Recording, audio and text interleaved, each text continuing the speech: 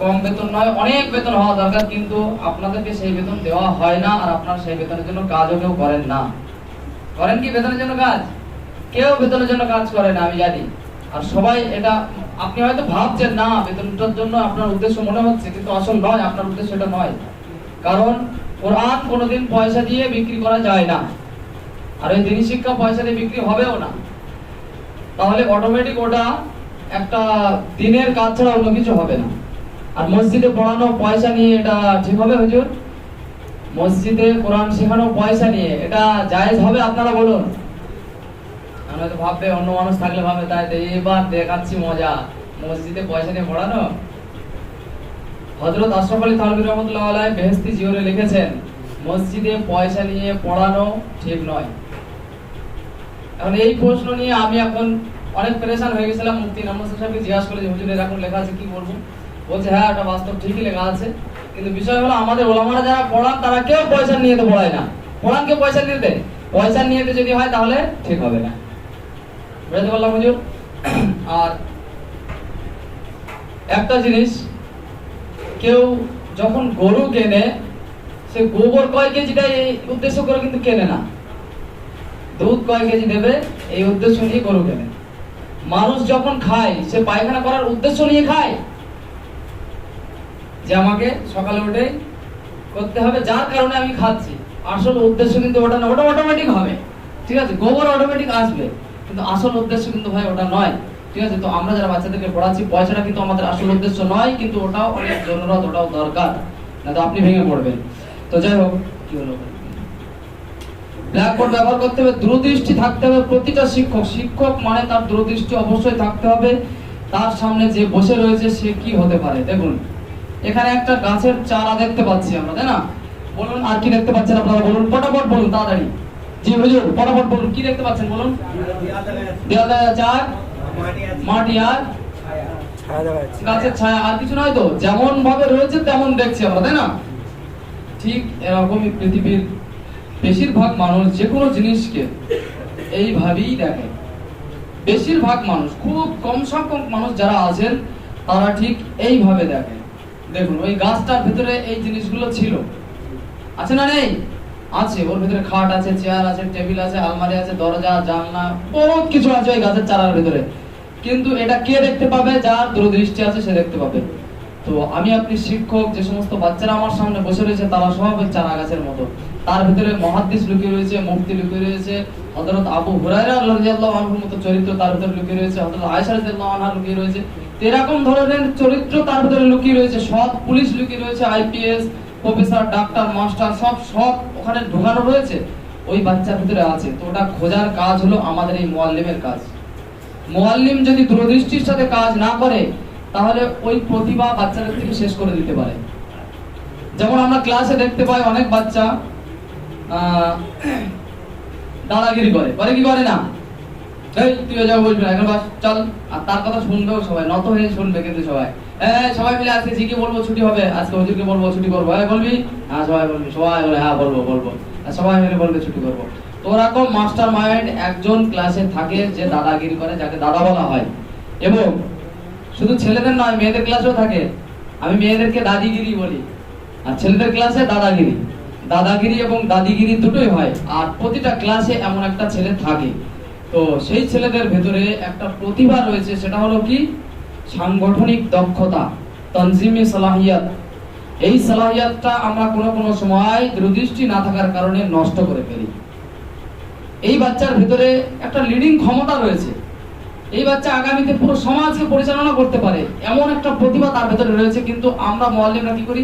সামান্য একটু বিরক্ত হয়ে তাকে এক চড় লাগে, বস এখান থেকে, সবসময় অবস্থা পাকামো বেশি পেকে গেছে না, বস এখানে চুপচাপ, একদম উঠবে না জায়গা থেকে। সে বেচারা একেবারে মন ভেঙে যাবে তার। সে আসলে চাইছে কি? আপনাকে ভাবতে হবে, সে আসলে চাইছে একটা উঁচু পদ, সে আসলে একটু মান সম্মান চাইছে, ঠিক আছে, আপনার কাছে। তো তাকে কি করতে হবে? তাকে তার প্রতিভা দিয়ে কাজ নিতে হবে। তাকে আপনি দায়িত্ব দিয়ে দিন, তোমার মতো ছেলে থাকতে এই ক্লাসে বাচ্চারা নামাজ পড়েনি, এটা কি করে হয়? তোমার পাশে বসে এই ছেলেটা ভালো করে সাহাবার করতে পারছে না, এটা কেমন ভাবে হয়? তোমার দায়িত্ব একে সাহাবার করা। তুমি এত বড় ছেলে ক্লাসে রয়েছে, বাইরে গিয়ে দেখলাম সব জুতোগুলো এলোমেলো রয়েছে, সে দেখবেন তার জন্য পিটিয়ে চামড়া তুলে সব কটা চটিগুলো সোজা করে দেবে। করবে কি করবে না? পেটানোর পাওয়ার দেবেন না তাকে, তাকে বলবেন তুমি শুধু করাবে এগুলো, দেখবেন সে সবাইকে ধরে ধরে বলবে জুতো সোজা রাখ, একদম দেখাবি না, হুজুর বলেছে আমার দায়িত্ব দিয়েছে। সে একটা দায়িত্ব পেয়ে যেন কি ভাববে যে একদম বিশাল বড় একটা সিংহাসন পেয়ে গেছে, হুজুর একটা দায়িত্ব দিয়েছে, পাওয়ার দিয়েছে আমাকে। তো দেখবেন সমাজ পরিচালনা করার তার ভিতরে যখন এই দায়িত্বগুলো আপনি দেবেন বাচ্চাদেরকে, সে দেখবেন আপনার আস্তে আস্তে অনুগত হয়ে যাবে, আপনার কথা শুনবে। কিন্তু এই সমস্ত কথাগুলো তাকে যদি পরিবর্তন করার হয়, 13 থেকে 15 বছর যে সমস্ত বাচ্চারা রয়েছে এদেরকে কন্ট্রোল করা সব থেকে বড় মুশকিল কাজ। এই বাচ্চাদেরকে যদি আপনি দলের মাঝখানে কোনো কথা বলে দেন, তাহলে সে কিন্তু রহস্য করে উড়িয়ে দেবে। একজন একজনের দিকে তাকাবে, কিরাম করে হাসবে কি হাসবে না, দুই একজনের দিকে তাকিয়ে কোনো একটা কথাকে স্মরণ করে তারা খুব হাসাহাসি করে। এই ধরনের বাচ্চাগুলো কন্ট্রোল করা খুব সমস্যা। তো ওই ধরনের বাচ্চাদের ভিতরে যে মাস্টার মাইন্ড আছে তাকে রুমে ডাকুন, আলাদাভাবে ডেকে তাকে গায়ে মাথায় হাত বুলিয়ে কিছু একটা দিয়ে তাকে বলুন সিরিয়াস ভাবে, একদম তুমি তো বাবা বড় ছেলে, সে যেন মনে করে যে আমাকে দায়িত্ববান মনে করছে, এমন ভাবে আপনার কথা ভঙ্গিমা হতে হবে। কিভাবে? তুই তো একটা দায়িত্ববান ছেলে নাকি, হ্যাঁ তোর একটা বোন আছে, তুই একটা ভাই হয়ে যদি তোর আচার আচরণ এমন হয়, লোকে কি বলবে, তুই ছেলেটা ভাই এরকম। তারা একদম মনের ভিতরে আঘাত যেন আসে, যে না আমার একটা বাস্তব জিনিস কথা বলছে, এত চুলগুলো এরকম, মানুষগুলো দেখে কি বলবে, তোর তো একটা বোন আছে, বোনকে তো বিয়ে দিতে হবে নাকি, হ্যাঁ তুই তো বড় ভাই, তার মানুষের সামনে একটা উদাহরণ তৈরি হয়ে যাবে তুই যদি এরকম বিড়ি খেয়ে ঘুরে বেড়াস। তো অনেক বাচ্চাকে এরকম ভাবে পরিবর্তন করা যায়, আলাদাভাবে বলবেন, দেখবেন তার ভাব ভঙ্গিমা একটু চেঞ্জ হয়ে গেছে, ক্লাসে বসে তার কিন্তু ওই কথাগুলো মনে করবে। এবং পুরোপুরি কমপ্লিট ভালো হয়ে যাবে না, কিছু এখনো বাকি থাকবে, আবার কোনো সময় ডেকে আবার কোনো কাজের কথা বলবেন, দেখবেন আস্তে আস্তে সেই ছেলে পরিবর্তন হচ্ছে। কিন্তু ওই ছেলেকে এই সেম গোটা ক্লাসের মাঝে যদি আপনি বলেন, তাহলে কিন্তু সে যা করছিল তার থেকে বেশি বাড়িয়ে দেবে। কারণ শিক্ষকের কাছ থেকে 100% থেকে 60% নেয়, এটা কি ভালো জিনিস, যেমন পড়া, ভালো নসিহত, এগুলো 60% নেয়। আর যদি কোনো খারাপ জিনিস হয় সেটা কিন্তু 100-র বেশি বাড়িয়ে দেবে, 150 করে দেবে। যেমন একজন শিক্ষক, অন্য শিক্ষক মনে করুন সে দাঁড়িয়ে পেশাব করেছে, এই বাচ্চা কি করবে জানেন, শুধু দাঁড়িয়ে পেশাব করে না, পেশাব করে ঘুরিয়ে ঘুরিয়ে নামও লিখে দেবে। বুঝতে পারলেন কি বললাম? তো এই বাচ্চারা এরকম করে, এখনকার বাচ্চারা এরকম আচরণ করে থাকে। তো এখনকার বাচ্চাদের সাথে খুব সাবধানতার সাথে কাজ করতে হবে। তো দূরদৃষ্টি রাখতে হবে, আমাদের বাচ্চারা আগামীতে কি হতে পারে সেই ধরনের প্রতিভা দেখে তাকে সেই রাস্তায় পরিচালিত করতে হবে, যেহেতু আমরাই হলাম সঠিক পথ প্রদর্শক। তারপরে দেখুন সবাই মিলেমিশে কাজ করা। দেখুন ভাই, আমার যতদূর জানা মতে বা আমি শুনেছি এখানে, যে জিম্মেদারের সাথে মুআল্লিমদের খুব বেশি মনের মিল নেই এখানে। এটা কতটা বাস্তব নয় আমি জানি না ভাই, বাকি এই মনের মিল অবশ্যই থাকতে হবে। মনের মিলটা যদি না থাকে তাহলে কিন্তু এটা বাচ্চাদের জন্য অনেক বড় ক্ষতির কারণ। মনোমালিন্য কোন রকম থাকলে হবে না। মুসআব বিন উমাইর এবং আসাদ বিন জুরারা এই দুইজন একজন জিম্মেদার ছিলেন, একজন শিক্ষক ছিলেন, মদিনায় পাঠিয়েছিলেন রাসূল সাল্লাল্লাহু আলাইহি সাল্লাম। জিম্মেদারের বাড়িতেই শিক্ষক থাকতেন এবং দুইজনের ভিতরে খুব ভালো মহব্বত ছিল। আমাদের ইদারায় দুনিয়াতে যা কিছু আছে না, তার সিরাত থেকে প্রমাণ আছে সবকিছু। একটা মেহমান এসেছিলেন মুম্বাই থেকে, ফাইলটাক মক্তবের মহতামিম যিনি ছিলেন শাইখুল হাদিস, তিনি এই কথাগুলো বলে গিয়েছিলেন। বলবেন?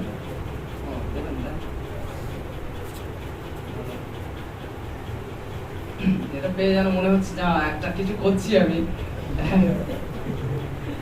যাই হোক, আল্লাহর দয়া, সবাই মিলেমিশে কাজ করতে হবে। মিলেমিশে যদি না কাজ করি তাহলে ভাই কিন্তু অনেক অসুবিধা হয়ে যাবে। অনেক মুআল্লিম ভাবে আম চু দিগার নিস্ত, আমি ছাড়া আর কেউ নেই, এরা তো সব চুনোপুটি, আমি হলাম আসল কাতলা, ঠিক আছে, আমি যা বলবো তাই হবে, হাম জো কহেগা ও হোগা। তো ওরকম যদি আপনি ভাবেন, আপনি একা যদি দৌড়ানোর চেষ্টা করেন তাহলে কিন্তু বেশি দূর দৌড়াতে পারবেন না। কারণ এই দ্বারা দুনিয়া 4 শ্রেণীর মানুষের উপরে ভর করে চলে, 4টে চাকায়। 1 নম্বর হলো শিক্ষক, বলুন আপনারা 1 নম্বর, 2 নম্বর শিক্ষার্থী বলুন, 3 নম্বর অভিভাবক বলুন, 4 নম্বর পরিচালক, জিম্মেদার। তো এই 4 শ্রেণীর মানুষ সমানভাবে যখন চলবে তখন কিন্তু মক্তবের কাজ ভালোভাবে চলবে। আর যদি আপনি মনে করেন হ্যাঁ আমি হাম মানেগা তাম মানেগা, রাজার মেয়েকে বিয়ে করেন, শেষ পর্যন্ত দাসীও জুটবে না আপনার, তো এরকম হয়ে যায়। শিক্ষক প্রথম বছরে মনে করছে বিশাল কিছু করে পড়বে, হ্যাঁ আর ভালোভাবে চলো, ভালোভাবে প্রথম বছরটা ভালোভাবে চললো, তারপরের বছর রেজাল্টটা একটু খারাপ হলো, তারপরের বছর 2-4টে বাচ্চা কমতে শুরু হলো, বাচ্চার মাইনে বাকি হচ্ছে, আস্তে আস্তে আস্তে আস্তে কিন্তু এই গ্যাপগুলো আপনার দেখা যাবে, তখন কিন্তু আপনার জিম্মেদারের কথা ইয়াদ হবে। তাই যে সমস্ত জিম্মেদার ভাইগণ আমাদের কাছে রয়েছে, কাজ করছে, দেখুন প্রকৃত দায়িত্ব কিন্তু আমাদের সর্বপ্রথম মাথার ভেতরে ঢুকিয়ে নিতে হবে। তারা যে কাজটা করছে তারা সহযোগিতা করছে, বাকি তাদের মশলা তাদের সামনে আলোচনা হবে।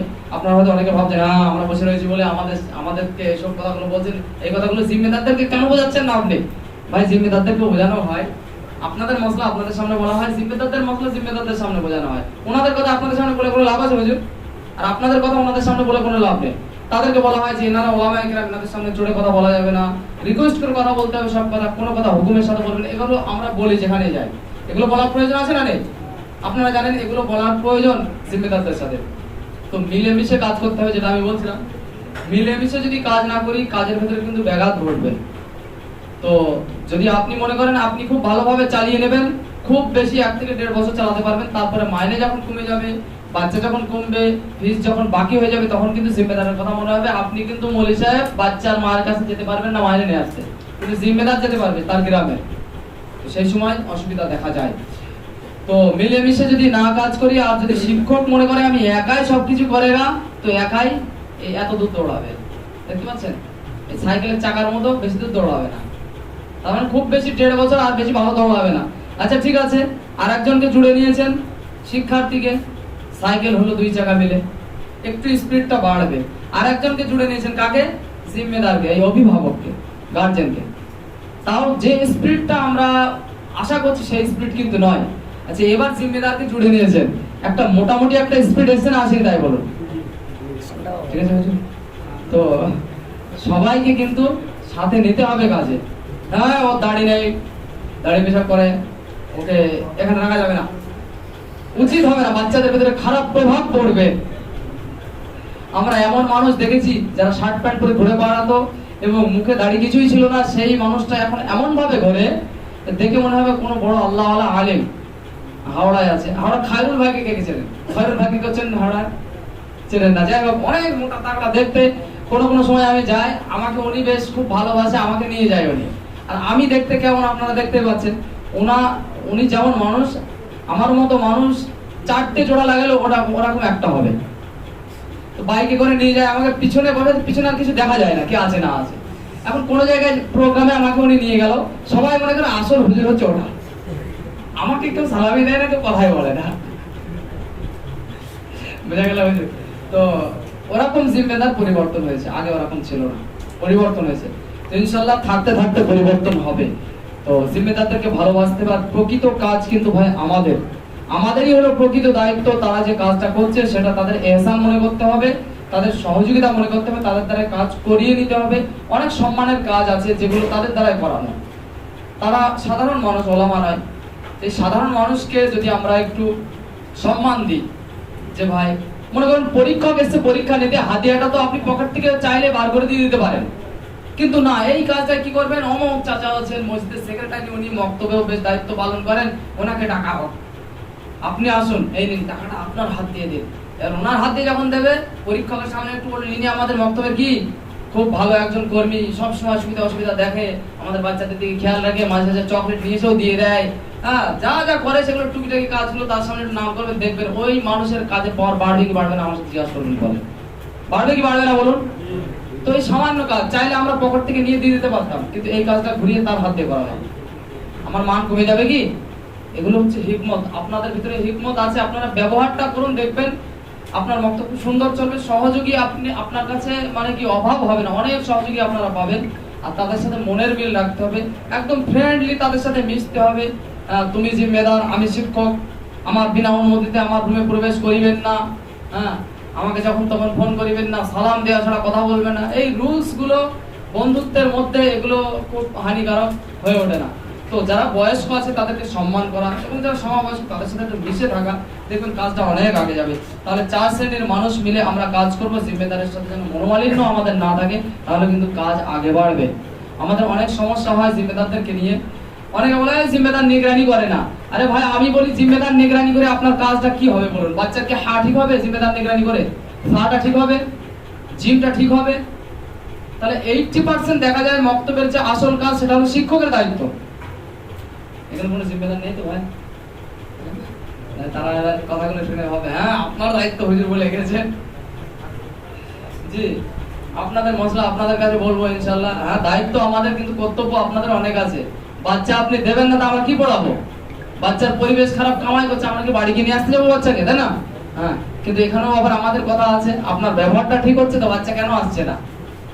ঠিক আছে, তো সবাই সব দিকে ঢুকে আছে, সমান আছে। এখন শুধু শিক্ষকেরটা বলছি বলে জিম্মেদার যদি থেকে থাকেন অন্তর অন্তর হয়তো খুশি হচ্ছে, ঠিক বলছে, এবার এরকম হবেন না, কারণ অনেক কিছু কথা আছে। তো যাই হোক, সকলের সহযোগিতা থাকতে হবে, এটা হচ্ছে মূল কথা। আমাদের এখানে সাথী আছে কতজন ভাই? মোট 3 জন সচেতন সাথী আছেন এখানে, 3 জন, মোট 3 জন সচেতন সাথী আছেন। তো আমি যে মূল পর্ব যেটা শুরু করব, কি ভিত্তিতে শুরু করব বলুন? মানে আমার কাছে যেটা আছে সেটা তো আমি বার করলে দিয়ে চলে যেতে পারবো, আপনাদের ভালো লাগবে, মজা লাগবে, আপনারা নিয়ে চলে যাবেন। কিন্তু বিষয় হলো আপনাদের যে সমস্যাগুলো আছে সেগুলো যদি আপনারা না বলেন, তাহলে আমি কি নিয়ে কথা বলবো এবং কি দিয়ে যাবো? এখানে এক ভাই লিখেছেন, এই সমস্যাটা দেখা যায় পুরাতন একটা মক্তব, যিনি পড়াতেন চলে গেছেন, এখন আমি এসেছি, আমি বাচ্চাদেরকে ভালো করে পড়াতে চাইছি কিন্তু বাচ্চারা আসছে না। ভালো কথা লিখেছেন। আর 2 জন কি লিখেছেন জানি না, এখন পড়িনি। বাচ্চাদের মধ্যে মনোবল কমজোর, বাচ্চাদের পড়া মনোরম পরিবেশ নেই। এই মনোরম পরিবেশ নেই, ইনি মনে হচ্ছেন এর আগেও এই প্রশ্নটা আমাকে দিয়েছিলেন। বাচ্চাদের প্রতি অভিভাবকের অলসতা, এখানে গার্জেন মিটিং এবং বাৎসরিক প্রোগ্রাম মনে হয় হয়নি। যে লিখেছেন সে ঠিক বলছি হুজুর? যে লিখেছেন এটা পাশের কাউকে বলতে বলুন না, নিজের নাম বলতে হবে না, ঠিক বললে আমি শুনে নিতে পারবো। মহিলা মক্তবের ব্যবস্থা করা নেই, ব্যবস্থা অবশ্যই করতে হবে, জিম্মেদারদের সাথে আলোচনা অবশ্যই করতে হবে, মহিলা মক্তব ব্যবস্থা অবশ্যই হতে হবে। মক্তব যেদিন খুলছে সেদিনই নিয়ত করতে হয়। পাখা এবং লাইটের ব্যবস্থা ভালো নেই, হ্যাঁ জিম্মেদারের বিশাল দুর্বলতা এটা। অনেক বাচ্চা তাদের কোনো ভাবে আয়ত্তে নেওয়া যায় না। মন আয়ত্ত নেওয়া তো মন তো আপনার হাতে হুজুর, আপনি মন জয় করতে পারবেন না, ভয় করে দিন। কত জায়গায় মন জয় করে ফেলছেন, আপনি কেন পারবেন না? চলুন তারপরে সাইনে কি মাইনে বাড়াতে হবে। হ্যাঁ অবশ্যই মাইনে বাড়াতে হবে। বর্তমান 1500 টাকা আছে, অনেক মানুষ এটাকে ব্যবসা বলে। হ্যাঁ ব্যবসা তো বলবেই, ব্যবসা যারা বলছে হ্যাঁ ভালো ব্যবসা, ব্যবসা করছি তুমিও আসো ভাই, তুমিও নাও, অসুবিধা কি আছে? যারা ব্যবসা বলছে তাদেরকে নিয়ে আসুন কাছে, আসুন ভাই আপনিও করুন, সহযোগী হয়ে যান, আপনাকেও কিছু দেবো পার্সেন্টেজ। অবশ্যই ব্যবসা এটা। তো ড্রেন পরিষ্কার করাচ্ছে, তো এটা ভালো ব্যবসা নাকি? হ্যাঁ ড্রেন পরিষ্কার করাটা আমি কন্ট্যাক্ট নিয়েছি, এই গ্রামে যত ড্রেন আছে আমি পরিষ্কার করে দেবো। কত দেবে আমাকে? 10,000। আচ্ছা যদি আমি বলি আমি সমস্ত বাচ্চাকে সূরা ফাতিহা শেখাবো, এটাও 10,000 টাকা কন্ট্রাক্ট। আচ্ছা কোন কাজটা ভালো? কোন কাজটা ভালো বলুন? আমি দিন শিখিয়ে দেবো, ওজুর ফরজ শিখিয়ে দেবো, সময়ের বিনিময়ে অবশ্য পয়সা হয়, আমি পুরোপুরি ওটার বিনিময়ে বলছি না। তাহলে কাজটা তো ভালো কাজ। মানুষ বলবে ব্যবসা, যে ব্যবসা বলছে সে দুনিয়ার সম্বন্ধে আমরা তাকে বোঝাতে পারিনি, আসলে তার দোষ নয় বেচারার, এটা সে ব্যবসা বলতে পারে। আর ওরকম মানুষ 2-1টা বলবে, ওটা হাজারো মানুষের ভেতরে 2-1টা চামচিকি মার্কা থাকবে। হ্যাঁ ওরকম চামচিকি মার্কা কোনোদিনও চাইবে না সূর্যের আলো বার হয়ে আসুক, চাঁদ ফুটে উঠুক, ওটা কোনোদিনও চাইবে না। আর যারা মূর্খ তারা তো কোনোদিনও চাইবে না, ওই মূর্খ ব্যক্তিগণ যাদের আচরণ ওরকম যে ওরা আমার থেকে বেশি শিখে যাক। অনেক মসজিদে দেখবেন মুয়াজ্জিন আছে ভুলভাল আজান দেয়, সে চায় আমার এই গদিটা বেঁচে থাক, ওই জন্য বাচ্চাদেরকে আজান দিতে দেয় না, আছে অনেক জায়গায়। তো ব্যবসা মানুষ কত কি বলে, আমাদেরকে ডাকাত বলে, ইহুদিন নাসারা চাল বলে, আমাদেরকে বলে উপর থেকে টাকা আসছে, ছাদ হয়ে যাচ্ছে, অনেক কিছুই বলে আমাদেরকে, সব আমরা গায়ে বাকি না। ও যা বলে বলুন, ও বলে বলে ওর মুখ ব্যথা হয়ে যাবে। মাইনে বাড়াতে হবে, তো এই জিনিসটা তো শিক্ষকদের সাথে অবশ্যই মানে জিম্মেদারের সাথে আলোচনা করতে হবে হুজুর, এটা আমি জিম্মেদারের সাথে আলোচনা করব। আর বর্তমান যুগে অবশ্যই মাইনে বাড়ানো দরকার। আপনাদের যেটা দেওয়া হয় এটা অনেক কম, ঠিক আছে হুজুর? 1500 টাকা মানে অনেক বেশি নয়, আমাদের ওখানে 1800 হয়, 1800 মানেও অনেক বেশি তা নয়, এটা অনেক কম, ঠিক আছে? আমরা যে মেহনত করে কাজ করি, এই মেহনতের প্রতিদান দুনিয়ার কোনো জিনিস দিয়ে আমাদেরকে দিতে পারবে না, সামান্যতম আমাদেরকে দেওয়া হয়। আর এটা নিয়েই যে আমরা কাজটা করছি, এটা সমাজের জন্য আমরা করছি, এটাও যদি আমরা না করি তাহলে কিন্তু সমাজ শেষ হয়ে যাবে। জাস্টিস হেদায়েতুল্লাহ তাসলিমা নাসরিন প্রতিটা ঘরে ঘরে তৈরি হবে। তো যতদূর পারা যাবে ইনশাআল্লাহ চেষ্টা করা যাবে এটা জিম্মেদারদের সাথে আলোচনা করে, যেহেতু জিম্মেদাররা যদি বাড়ায় এটা একটা মক্তবকে সামনে রেখে কাজটা করতে পারেন না ওনারা, কারণ সমস্ত মক্তবকে সামনে রেখে সমস্ত জিম্মেদারদের সাথে আলোচনা করে সমস্ত ধরনের মানুষের ঘাত প্রতিঘাতকে সামনে নিয়ে তারপরে কিন্তু এই মাইনে বাড়ানোর চিন্তা ভাবনা তারা করতে পারে। হট করে তারা ফয়সালা করে দেবে আর বেড়ে যাবে, এটা কিন্তু হয় না। তো আপনার মক্তব নিয়ে আপনি হয়তো ভাবছেন, ঠিক আছে, ভালো কথা। তো কোনো মক্তবে যদি ব্যক্তিগতভাবে জিম্মেদাররা রাজি হয়ে যাক, তারা মাইনে বাদ দিয়ে আলাদা একটা হাদিয়া স্বরূপ তাকে দিক, যেন বাকি মক্তবের উপরে চাপ না পড়ে। বাকি বাড়াতে হবে ভাই, এটাই হচ্ছে আসল বিষয়। জিম্মেদারের সাথে অবশ্যই এই বিষয়টা নিয়ে আলোচনা হবে। আচ্ছা, মক্তবে লাইট পাঙ্খার ব্যবস্থা ভাই, যে মক্তবের এটা শিক্ষক আছেন আমি জানি না কোন মক্তবে, তাহলে সেই মক্তবে জিম্মেদারদেরকে কথাটা পৌঁছাবো। ভাই আপনি দেখবেন একটু কোন মক্তবে লাইট নেই, হাসানুজ্জামান ভাই আপনি একটু দেখবেন কোন মক্তবে লাইট নেই, ফ্যান নেই। পড়ার পরিবেশ যদি ভালো না হয় তাহলে কিন্তু অসুবিধা হয়ে যাবে। বাচ্চাদের পড়ার মনোরম পরিবেশ, এই পরিবেশটা অবশ্যই দরকার। আর এই মনোবল কমজোর হয়ে যাওয়া, এতে এক কাজ করা দরকার, সামান্য ছোট থেকে ছোট কাজ যদি সে করে তাকে শাবাশি দেওয়া ভালোভাবে। তার মানে এহসাসে কমতারির শিকার এই বাচ্চারা। এহসাসে চারটে ভাগ আছে, এহসাসে কমতারি, এহসাসে বরতারি, এহসাসে বরাবরি, এহসাসে কাহতারি। বুঝতে পারলাম হুজুর? তাহলে এহসাসে কমতারির শিকার, আর এহসাসে কমতারির চিকিৎসা হলো এহসাসে বরতারি, আর রেজাল্ট হবে কি এহসাসে বরাবরি। বুঝতে পারলাম হুজুর? একটা বাচ্চা আছে ভালো মুখস্থ কিছুই পারে না, আমার ক্লাসে আমি নিজেই দেখেছি। আমাকে অনেক শিক্ষক বলতো, হ্যাঁ বলে দেওয়া খুব সহজ, করে দেখান ফিল্ডে নেবে। আমার সামনে না বললো পিছনে বলতো, কথাগুলো আমাকে পৌঁছা দাও। আমি ঠিক আছে বাপের বেটা, আমিও করে দেখাবো। আমি এখন বর্তমানে পড়াতে লেগেছি। বুঝতে পারলাম হুজুর? নিগরানি কাজও করছি, সকাল টাইম করছি, এবং তার সাথে সাথে 4টে ব্যাচ আমি বিকালে পড়াই। এবং অনেকে বলে এতগুলো বাচ্চা কিভাবে সামলাবো, এটা সম্ভব নয় হুজুর, এতগুলো বাচ্চা সামলাবো। আমি একটা ক্লাসে এক্সপেরিমেন্ট 30টা বাচ্চা পড়াই একটা ক্লাসে। বুঝতে পারলাম হুজুর? একটা ক্লাসে 30টা বাচ্চা পড়ায়, আর একটা ক্লাসে 23টা বাচ্চা, আর একটা নতুন শুরু হয়েছে। তো যাই হোক, আমি বাস্তবে কাজ করে দেখছি। যেহেতু এর আগে আমি পড়াইনি তা নয়, আমি 5 বছর পড়িয়েছি হাওড়া জেলায়, তারপরে আমি নিগরানি কাজে গিয়েছি। তারপরেও আমি কথা শোনার পরে আমি বাস্তব চ্যালেঞ্জ করে রেজাল্ট দেওয়ার জন্য আমি মক্তবে পড়ানো আবার শুরু করেছি। আর বাস্তবে এখন যে কাজটা করছি সেই কাজগুলোই আমি আপনাদেরকে বলছি। যেটা মনোবল কমে যায়, সেখানে যে বাচ্চারা কমজোর, মনে করুন তার মনোবল কমে, আমার দ্বারা হবে না, কি করে হবে। শিক্ষক হয়তো তার কথাগুলো আগে দেখতে হবে, আগের শিক্ষক ছিল যিনি বা বর্তমানে যিনি আছেন, কোনো জায়গা থেকে তাকে মনোবল কমজোর করা হয়েছে। বাচ্চা সাধারণত মনোবল তাদের কমজোর হয় না, কেউ একজন কোনো কথা বলে যার কারণে মনোবল কমে যায়। আমাকে একদিন মাওলানা আসিম সাহেব বলেছিলেন যে এর পরবর্তী ট্রেনিংগুলো আপনাকে করাতে হবে। তো আমি ভয় পেয়ে গেছিলাম যে আমার দ্বারাই তো হবে না, আমি পারবো না ভাই, আমাকে মাফ করে দিন। বলছে কি বলছেন, আপনাকে বাংলার 1 নম্বর ট্রেনার বানাবো। ওই যে সামান্য একটা কথা আমার মনোবল ফিরিয়ে দিয়েছিল। ঠিক আছে জি হুজুর, জাযাকাল্লাহ, আপনারা দিচ্ছেন অনেক বড় এহসান আপনাদের। কারণ আপনি যে প্রশ্নটা দিচ্ছেন শুধু আপনার উপকার না, সকলের উপকার। ঠিক আছে, তো সেই বাচ্চা কোনো একটা কিছু পড়লো আপনার সামনে, আপনি ওয়াজা আলা লিখে দিয়েছেন, কি ভাই বোর্ডে ওয়াজা আলা লিখে দিয়েছেন, সেও পড়েছে, এবং তাকে কি করবেন, বাবু তুমি বোর্ডে আসো। বোর্ডে আসলো, ওয়াজা আলা আইনটা ভালো করে বার করতে পারলো না, তবুও তাকে শাবাশি দেবেন। বুঝতে পারলাম? ভালো ভালো বাচ্চা তার থেকে বসে আছে, তাদের থেকে খারাপ পড়েছে, কিন্তু তবু তাকে কি করবেন ভাই, শাবাশি দেবেন। আরে বাহ শাবাশ, এই না হলো ছেলে কত সুন্দর পড়েছে, বাহ বাহ বাহ। হ্যাঁ, আমি তো ভাবছিলাম কিছুই পারবো না, এ তো দেখছি সবার থেকে ভালো পারবে। এই বছর আমার মনে হচ্ছে পজিশন আসবে, ফার্স্ট সেকেন্ড থার্ড হতে পারে। দেখবেন ও এতটা খুশি হবে না, আগামীকাল দেখবেন 1 ঘন্টা আগে এসে বসে আছে, মাকে গিয়ে বলবে জি আমাকে এই বলেছে, দুটো চকলেট দিয়ে দেবেন, একটু আদর করে দেবেন, দেখবেন সে বাচ্চা একদম পরিবর্তন হয়ে যাবে। একটা বাচ্চাকে একবার আদর করে দিয়েছিলাম এইভাবে, বলছে ওই ছেলেটা ওই গ্রামের নাম করা ছেলে, সবাই তাকে চেনে। নাম করা মানে কোন দিক থেকে বুঝতে পারছেন তো, বিশাল নাম করা ছেলে। তো যেখানে সেখানে তছনছ করে দেয়, হয়তো ছাগল দাঁড়িয়ে রয়েছে, 1 লাথি মেরে পালিয়ে যাবে। কোনো একটা কিছু, একটা বালতি রেখে গেছে, একটা মহিলা বালতিটা ধরে ছুঁড়ে ফেলে দিল পুকুরের ভিতরে। এরকম ধরনের আচরণ করে, কোনো কাজের মতলব নয়, যেখানে সেখানে যা তা করে বসে। তো তার মা পেরেশান, আপা পেরেশান, সবাই পেরেশান, গ্রামের লোক সব অতিষ্ঠ। অথচ মক্তবে এসছে, যেদিন এসে ইউনিফর্ম পরে আসবে, চুল ফুল উল্টো পাল্টা রয়েছে, মানে মুখটাও ভালোভাবে ধোয়নি, গন্ধ বার হচ্ছে। আমি তাকে একটু বকে দিলাম। প্রথমে বকলাম, তখন আমার মনে হলো না বকাটা আমার ঠিক হলো না।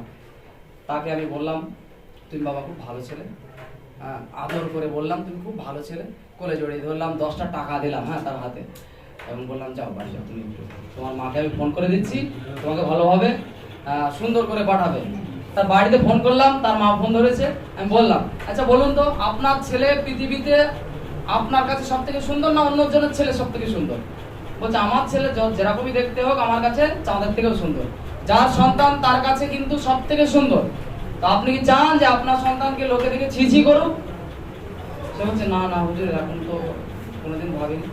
আপনার ছেলেটা এসছে মক্তবে নোংরা অবস্থায় এসছে, জামাটা কেমন দেখাচ্ছে, ময়লা হয়ে গেছে, হ্যাঁ, তারপরে চোখ দিয়ে ময়লা, নাকে ময়লা, এসব ময়লা মাটি এগুলো পরিষ্কার পরিচ্ছন্ন করে আপনি একটু মক্তবে পরিষ্কার করে পাঠান। আমি পাঠিয়েছি বাড়িতে। তারপরে যখন এসছে দেখি, মানে গ্রাম্য মানুষ যারা চাষিবাসী মানুষ তারা কি মনে করে, ভালো করে তেল মাখা, এটাই হচ্ছে পরিষ্কার পরিচ্ছন্নতা হওয়া নাকি? সে যখন এসছে দেখি মাথাতে তেল টপকাতে এসে। তারপর থেকে দেখি প্রায় ফোন করে তার বাড়ি থেকে আমাকে, বলে ভাই সেই ছেলেটা আপনার মাদ্রাসায় যাচ্ছে না, মাদ্রাসায় দিয়েছি ফেরত চলে এসেছিল, আর আপনার কথা বলছে, যদি ওই মামা যদি আমাকে বলে মাদ্রাসায় যেতে তাহলে আমি যাবো, আর আমি পৃথিবীতে কারো কথা শুনবো না। তাহলে ওই বাচ্চার ভিতরে আমি ঢুকতে পেরেছি, বুঝতে পারলাম। তো তার মা আমাকে ফোন করে বলছে, ও বলছে যে আপনি যদি বলেন তাহলে মাদ্রাসায় যাবে, আপনি একটু বলুন মাদ্রাসায় যেতে, তাহলে চলে যাবে। তো যাই হোক, বাচ্চাদের যদি মনোবল কমজোর থাকে তাদেরকে একটু শাবাশি দিতে হবে, দিলে ইনশাআল্লাহ আস্তে আস্তে সে তৈরি হয়ে যাবে, তাকে ছোট করা যাবে না। এই অভিভাবকের অলসতা বলেছি হুজুর। লাইটের ব্যবস্থা, মনকে আয়ত্তে না আনা গেলে, মনকে যদি আয়ত্তে না আনা যায় তাহলে আপনাকে আপডেট হতে হবে। আপনার ভিতরে কি নেই সেটা মূল্যায়ন করতে হবে আপনাকে, যে আপনার পড়াটা আকর্ষণীয় হচ্ছে কি হচ্ছে না। যদি পড়াটা আকর্ষণীয় না হয় আর তার যদি মক্তবে ভালো না লাগে, সে বাইরে কোন পার্কে গিয়েছিল সে কথা অবশ্যই ভাববে, কোথায় চিড়িয়াখানায় বাঘ দেখেছিল সেটাই ভাববে সে। আর পড়াটাই যদি আমি চিড়িয়াখানা বানিয়ে দিই আর পড়াটাই যদি পার্ক বানিয়ে দিই, সে কিন্তু এখানেই থাকবে, কোনো জায়গায় যাবে না। মজার মজার মাঝে সাঝে কথা বলুন। আমি মজার কথা মাঝে সাঝে বাচ্চাদেরকে বলি, যেমন পড়াতে পড়াতে আমি পড়াচ্ছি বাচ্চাদেরকে, দেখতে পাচ্ছেন সবাই? চলো মাইনারা, এটা কি লিখলাম বলো দেখি, তাড়াতাড়ি বলো এটা কি লিখেছি, তাড়াতাড়ি বলো কি লিখেছি। হ্যাঁ ওয়াও লিখেছি তো, ঠিক বলছি সবাই? এটা ওয়াও লিখেছি আমি। কি লিখেছি এটা কে বলতে পারবে কি লিখেছি? হ্যাঁ বলুন, মনোযোগ কোথায় থাকবে? এখানে থাকবে না বাইরে থাকবে বলুন? আমি কথাটা বোঝাতে পারিনি কি বলছি আমি? আপনার কথা কোন না কেন, জোরে জোরে জোরে কথা বলবেন তাহলে বুঝতে পারবেন। তাহলে আমি যেটা বোঝাতে চাইছি সেটা হলো কি, আপনার পড়ার ভিতরে আকর্ষণ নিয়ে আসতে হবে। এটা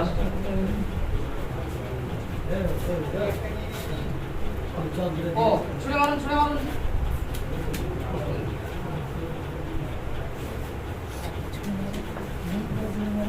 তো আপনার পড়ার ভিতরে আকর্ষণ থাকতে হবে। সেই পড়া পড়া খেলা একটা পিপিটি আছে, আমি তার মাধ্যমে আসবো আপনাদের কাছে। পড়া পড়া খেলা, ওর মাধ্যমে আপনারা বুঝতে পারবেন কিভাবে আরো আকর্ষণীয় করা যায় এই পড়াগুলো। 1 থেকে নিয়ে পুরো 2 নম্বর বই পর্যন্ত আমি পড়া পড়া খেলার ভিতরে মোটামুটি অল্প যা করেছি চেষ্টা করে, বাকি এখনো অনেক কিছু বাকি আছে যেগুলো করতে বাকি, আপনারা দোয়া করবেন। তারপরে আরেকটা ভাই দিয়েছেন, কিছু কিছু বাচ্চা কামাই করে পড়া পিছিয়ে যায়, এদের ক্ষেত্রে কি করব? পড়া পিছিয়ে যাওয়ার ক্ষেত্রে, পড়া পিছিয়ে যাওয়া বলতে কি ধরনের পড়া পিছিয়ে গেছে আর কোন জায়গায় পড়াটা পিছিয়ে গেছে। এমন পড়া কি পিছিয়ে গেছে যেটা না হলে আগের পড়া পারবে না, এটা একটা বিষয়। বা এমন পড়া কি পিছিয়েছে যে পড়াটা সামনেও আছে। যেমন আলিফ থেকে ইয়া পর্যন্ত প্রথম মাসের পড়া ফার্স্ট ইয়ার 4 দিন 5 দিন 10 দিন কামাই করেছে, তবুও কিন্তু আলিফ থেকে ইয়া পর্যন্ত সে টেনে নিতে পারবে। সবক নাম্বার 10 এ আলিফ থেকে ইয়া পর্যন্ত আছে। এবার বিষয় হলো, যখন আপনার প্রথম মাসের পড়া হয়ে গেল, দ্বিতীয় মাসের হয়ে গেল, তৃতীয় মাস থেকে আমাদের ভিন্ন রূপ শুরু হচ্ছে তো নাকি? তৃতীয় মাসে তো ভিন্ন রূপ যেখানে শুরু হচ্ছে ওই মাসটাই ভিন্ন রূপ আছে, তার পরের মাসে আবার হারাকাতের বর্ণনা চলে আসছে। ভিন্ন রূপে বাচ্চারা মনে করুন পুরো মাসটাই কামাই করে দিয়েছে। বলুন তারপরে আর কি দারাসা ওয়াদা পড়তে পারবে বাচ্চারা? পারবে না। তাহলে সর্বপ্রথম দেখতে হবে কামাইটা কি ধরনের, কোন জায়গায় কামাই করেছে। যদি দারাসা ওয়াদা না পড়তে পারে, ভিন্ন রূপ যদি কামাই করে দেয়, এরও ওষুধ আছে। পড়া কিন্তু তার পিছিয়ে দেওয়া যাবে না। দুনিয়াতে সিলেবাসের ধারাবাহিকতা এমন, কামাই করলেও বাচ্চারা টানতে পারবে, কারণ এমন ভাবে এখানে পড়াগুলো দেওয়ানো আছে, সাজানো আছে। আপনার যদি ভিন্ন রূপটা পুরোটাও ছেড়ে যায়, দারাসা ওয়াদায় পড়া চলে, তবুও ওই বাচ্চা এসে পারবে। কিভাবে পারবে ও ইনশাআল্লাহ পিপিটিতে হবে, দেখানো হবে। এখন কামাই করবে কেন, এই বিষয়টা আলাদা। কামাই করার ভিতরে অনেক বিষয় আছে। পরিবেশের কিছুটা থাকে এখানে, কমি, পরিবেশের কমি থাকে।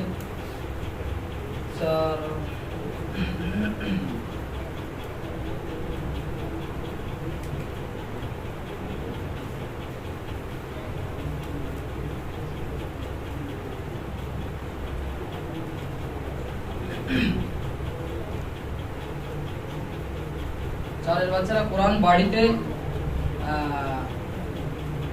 পড়ে আসার পদ্ধতি বলুন। আচ্ছা, বাড়িতে পড়ে আসবে কিভাবে কোরআন?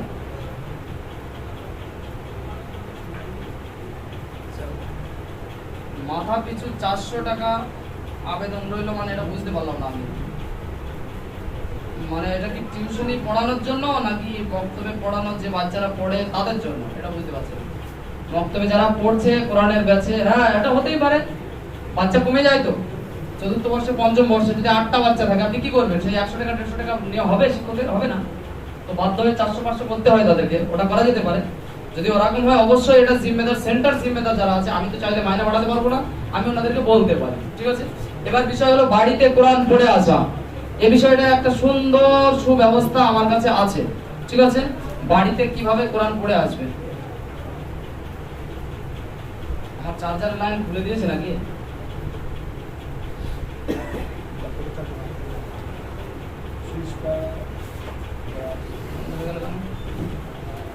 আপনারা সকলেই একটু মোবাইলটা খুলে নিন ভাই।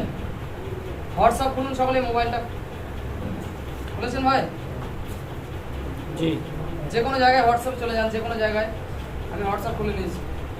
দেখুন হোয়াটসঅ্যাপে যে কোনো জায়গায় মেসেজে গিয়ে আপনি দেখুন বাম পাশে যে ইমোজিগুলো আছে ওগুলো দেখা যাচ্ছে, আর ডান পাশে কি আছে? একটা ক্যামেরা আছে, তারপরে এখানে কি লেখা আছে? হ্যাঁ, টাকা কারেন্সির লোগো। তারপরে একটা দড়ি দড়ি মতো আছে না, ওটার উপরে হাত দিন। আপনি হাত দিয়েছেন? সবাই দিয়েছেন হাত? আমাকে দেখান এইভাবে। হ্যাঁ, এখানে দেখুন রয়েছে কি? গ্যালারি রয়েছে, ক্যামেরা রয়েছে, লোকেশন, কন্ট্যাক্ট, তারপরে ডকুমেন্ট, অডিও, তারপরে POLL পোল আছে, তাই না? এই জায়গায় হাত দিন। আপনি হাত দিয়েছেন? হ্যাঁ, স্পিডে চলতে হবে হুজুর। হাত দিয়েছেন সবাই? এবার দেখুন একটা জায়গা আসলো, লেখার জায়গা। ওখানে এবার ভয়েস টাইপ করে বাংলায় লিখুন, বাড়িতে কোরআনের তেলাওয়াত। আমার হয়ে গেছে লেখা, আপনারা লিখুন। তার নিচের ঘরটায় হাত দিন। বাড়িতে কোরআনের তেলাওয়াত দিয়েছেন হুজুর? এখানে লিখুন, নেট চলে না, নেট চলছে না।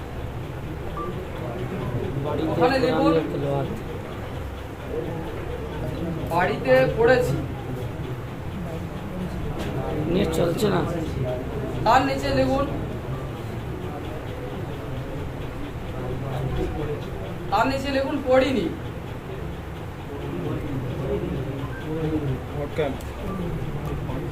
পড়িনি হলো, ব্যাস। এবার এটা পাঠিয়ে দিন। পাঠিয়ে দিয়েছেন? এটা পাঠাবেন কোথায়? এই দেখুন আমি গ্রুপে একজনকে পাঠিয়ে দিয়েছি। এটা আপনি পাঠাবেন বাচ্চাদের যে গ্রুপ তৈরি করা আছে ওই গ্রুপে পাঠাবেন। যে ব্যাচের জন্য পাঠাচ্ছেন সেই ব্যাচে পাঠাবেন। আপনার যেখানে ইচ্ছে সেখানে পাঠাতে পারেন। এখন বাচ্চারা কি করবে? বাচ্চাদের গার্জেন করবে। এটা কি করবে? বাচ্চা পড়েছে কি পড়েনি ওটা গার্জেন দেখছে তো? গার্জেন দেখছে, তাহলে এখানে এই ভোটিং সিস্টেম হবে। বাড়িতে পড়েছি, এর উপরে হাত দিন। দেখুন এখানে একটা ভোট হয়ে গেল, একটা ভোট হয়ে। আচ্ছা, যদি না পড়ে থাকে তাহলে তার নিচে হাত দেবে, পড়িনি। আপনি জায়গায় বসে বুঝতে পারবেন কে পড়েছে কে পড়েনি। এটা একটা জিনিস। আরেকবার অন্যজনের কাছে দেখে নেবেন, একদম সহজ জিনিস ছিল। আপনারা মনে হয় প্রথমে ভাবছিলেন ও যা হয় হোক না, বাবা দেখে নেবো, মনে হয় বুঝতে পারেননি নাকি? আচ্ছা, আর একটা জিনিস আমি এখানে দেখাচ্ছি, দেখুন একবার।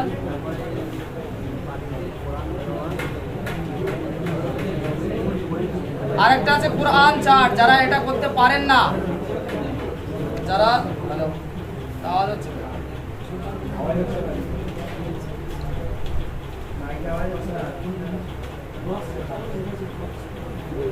যারা মোবাইল ব্যবহার করেন না, অনেকের কাছে ছোট মোবাইল আছে, তো তাদেরকে কি করতে হবে? কোরআন চার্ট ব্যবহার করতে হবে। যে কোরআন চার্ট আমাদের কাছে আছে সেটা আমি পাঠিয়ে দিয়েছি আপনাদের সেন্টারে। হয়তো আপনার সেন্টারে জিম্মেদার যারা আছে তাদের কাছ থেকে আপনারা নিয়ে নিতে পারেন।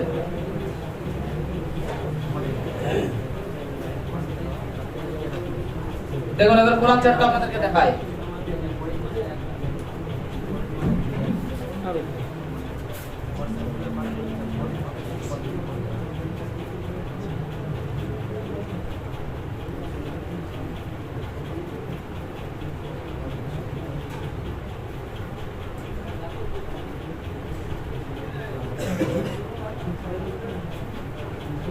দেখুন আপনাদের স্ক্রিনে এখন কোরআন চার্ট শো হচ্ছে।